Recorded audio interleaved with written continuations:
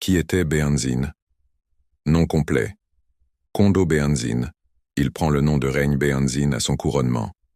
Règne 1890-1894. Royaume Dahomey. Région actuelle du sud du Bénin, capitale à Abomey.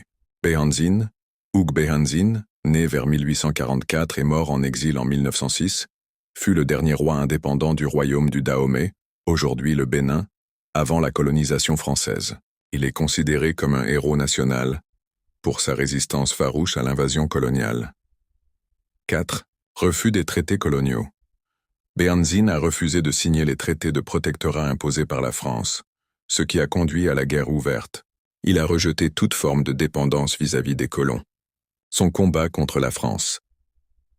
Lorsque la France tente de s'implanter dans la région, notamment pour contrôler le commerce et établir un protectorat, Béhanzine refuse catégoriquement la domination coloniale. Il mène une résistance armée contre les troupes françaises. Il utilise des guerriers aguerris, y compris les célèbres Amazones du Dahomey, un corps militaire féminin redoutable.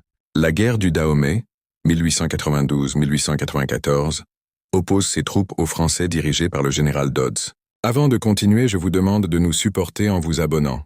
Merci. 1. Il avait une armée disciplinée et redoutable.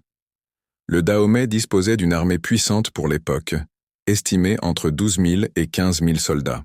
Parmi eux, les célèbres Amazones du Dahomey, corps d'élite entièrement féminin, bien entraînés, féroces au combat et très loyaux au roi. 2. Stratégie de guérilla. Béhanzin et ses généraux utilisaient des tactiques de guérilla, attaques surprises, embuscades dans la forêt, pièges, etc. Ils connaissaient parfaitement la géographie locale, ce qui leur donnait un avantage tactique contre les Français. 3. Utilisation d'armes modernes, en partie. Bien que l'armement du Dahomey soit en partie traditionnel, lance, machette, Béhanzine avait aussi acheté des fusils modernes, via des échanges avec des commerçants européens. 6. Résistance jusqu'à la fin. Même lorsque la capitale Abomey fut prise en 1892, il continua la lutte depuis la brousse pendant 2 ans. Il ne se rendit qu'en 1894 pour éviter plus de massacres de civils. Exil et mort. Béhanzine est capturé par les Français puis exilé en Martinique et plus tard en Algérie.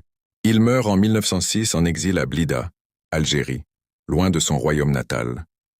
Héritage et mémoire. Il est aujourd'hui une figure emblématique de la résistance anticoloniale en Afrique.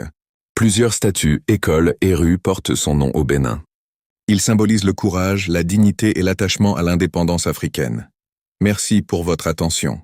Si vous avez appris quelque chose ou si vous avez d'autres détails à ajouter, laissez-nous un commentaire.